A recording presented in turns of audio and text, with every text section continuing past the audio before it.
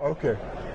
Hi, Walt Gasson with Trout Unlimited, here today with one of my good friends and a gold level TU business member, David Leinweber, from Colorado Springs, Colorado, Anglers Covey. David, you're here at the show. Obviously, you're interested in new products, that sort of thing. But there's some other stuff going on as well, particularly with you and Anglers Covey in terms of angler recruitment and all kinds of things. You got a lot of stuff going on. We do a lot of stuff. I mean, I come to these events to really kind of learn something, and then also to make better partnerships with the businesses that I work with. So, right.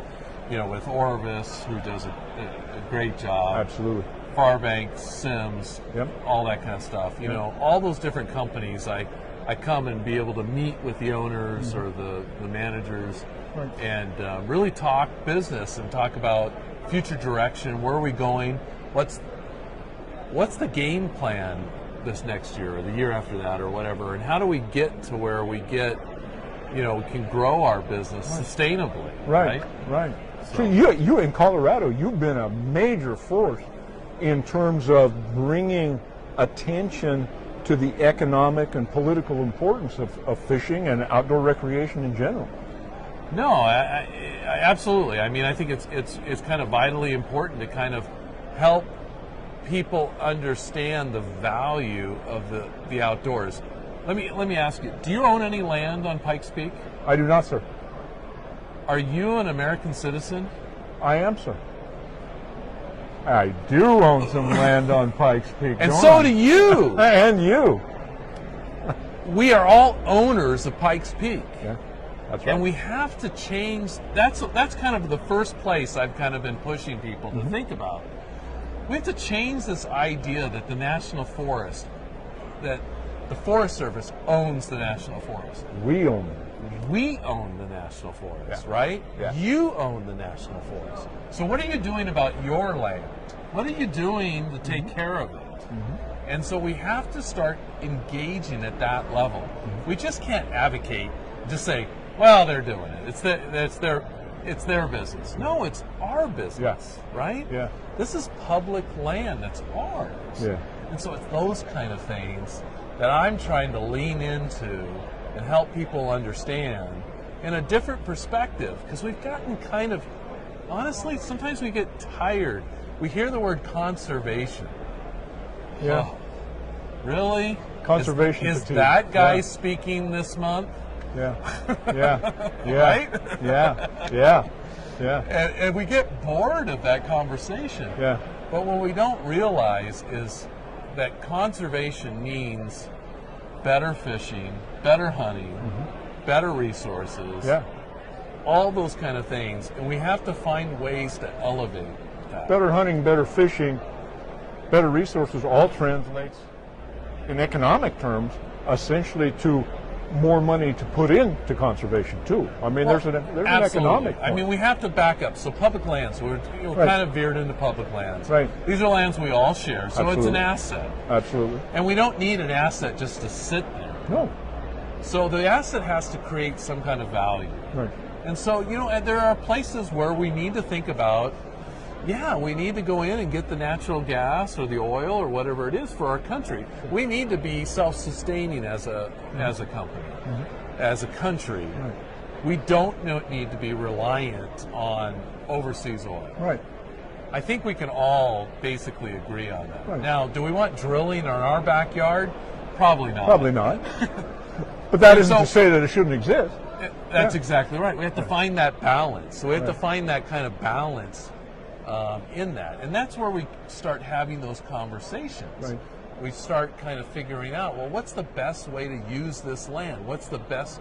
And up to this point, we've kind of looked at public land as, well, that's what ranchers can use for their cattle, or that's what we can use to do mineral extraction, right? Sure. That's how we can get a return on that investment. Right. But all of a sudden, this industry has kind of like, did you know that outdoor recreation's at $887 billion industry? Wait. Let me repeat that. $887 billion-dollar Yeah. industry. Yeah. Now, if you took the pharmaceutical industry, Yeah. you know how big pharmaceutical is. It's a big right? deal. I mean, Sure. we're kind of in that age. We where are. We're pharmaceutical. we're definitely consumers. Yep. Yes. So you take pharmaceutical and you take the entire oil and gas industry, Yeah. and you stack them on top of each other. Yeah.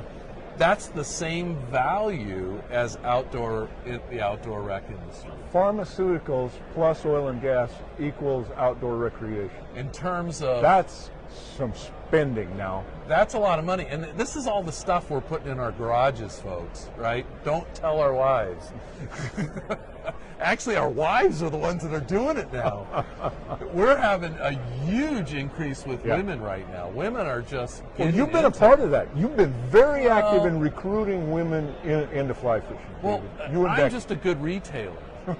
Okay, I'm a businessman. Okay, Yeah. So when you hear that 80% of the household income is controlled by the woman, who do you need to target? The man? That makes no sense. Yeah. You're selling stuff to ladies. Yep. So I mean, I got to figure out how to get women into my store. Absolutely. Women are Right? where it's at. So Yep. believe me, it's totally business minded. Right? Absolutely. Yep. So that's a big plus. But, you know, back on this thing, outdoor recreation is a huge component, and we just have ignored it. We just have never thought about camping, Yeah. you know, really being that valuable. As an economic engine. Yeah. Right. So when Yeah. you take, you know, hiking, or do you know what the number one activity in outdoor rec is? Bird watching. Picnicking. Picnic. There you go. You heard it right Okay. here. All right. Picnicking is one of the, actually, I think walking is actually the top one. Okay. But I have a hard time justifying walking as an outdoor activity. Right. It's, It's all right to walk the fish. Yeah. but picnicking is really way up there. Yeah. And so when you think about getting people to, if they participate in something, then they start to care about it. Yeah. And that's what's really key here. Is the more we can get people to care about something, the more we get better conservation. That becomes stewardship then. They become stewards. Yep. They go, wait a second, I care about that Yeah. because Yeah. that's right. Yeah. So now we're talking about picnicking. Well, picnicking actually covers a broader demographic. Because let's be honest, Yeah. I see white guys, Yeah. Yeah. Middle-aged white guys. right? Yep. I mean, that's the fly fishing community. Let's get over it, right? Yep. But that's not the makeup of America who sets policy. That's right. So if we want good policy in the outdoors, we need to go after picnickers. You know who a big Yeah. group of picnicker is? Hispanics. They love to do picnics.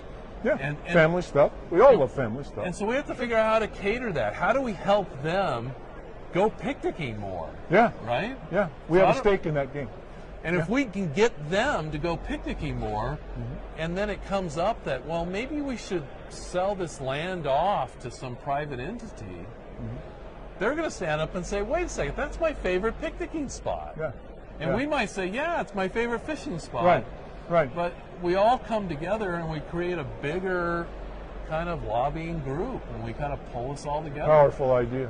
Right. Thank you. Thank Right? you. So we got to think. We got to think bigger on this, because if it's just anglers, angling is actually pretty high up there on the outdoor. but it's rec not list. everything. It's by not any- everything by any means. Yeah. So a big contributor to outdoor recreation is the OHV community, actually. And I got to tell one story that has changed my perspective. Really? Okay. Me and my wife 5 years ago were hiking to a new fishing spot that we thought was like a secret. I'm not telling you where it is.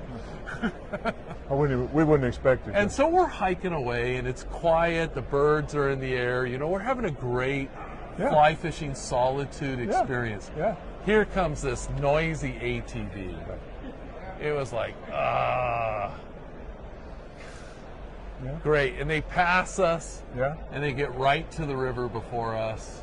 And I'm like every angler, upset, right? Yeah. And when we get up there, the guy's in the middle of the stream with a walking cane. Oh. Okay. He wasn't going to be able to access that stream if it wasn't for that ATV. And he's got a stake in the future of that stream now, too. There's no question about that. So sometimes we get all worked up about, we got to get ATVs out of here, you know, or we get worked up about, we got to make this whole river catch and release, right? Yeah. Well, guess what? If we don't, We might not want to. we need the bait guys. Yeah. We need because they're the ones that are teaching our kids. Exactly. Right? You don't start an 8-year-old out with a fly rod. I'm sorry, you just don't. You start them out with a hook and a worm, and A bobber and a Barbie pole, and we need them. Oh, absolutely. And we can't go just saying this water's ours and you stay out. Yeah. We've got to find good balance. Now I love catch and release water. Don't get me wrong, but we have to find balance. Right. And we just can't think about just our perspective all the time. Right. We have to step back and think about a larger picture. So pleasure. anyway, that's a lot of what I'm kind of involved. I'm actually sitting on with Luis Benitez, who's running this Colorado State Outdoor Rec office. I'm on the Outdoor Rec Council for Colorado, trying to work on policy decisions and figure out this nut of how do we move forward and protect. It's kind of this delicate balance because we want access, but we want protection. And finding the balance between the two. Nobody can do tough. it better than you, my friend. Thank you. And you know what the number one thing that hurts trout fishing? What's that? Anglers. Just saying. There's a dilemma. Thank you. Thanks, my friend. All right. You're awesome. Glad. Thanks all. Okay.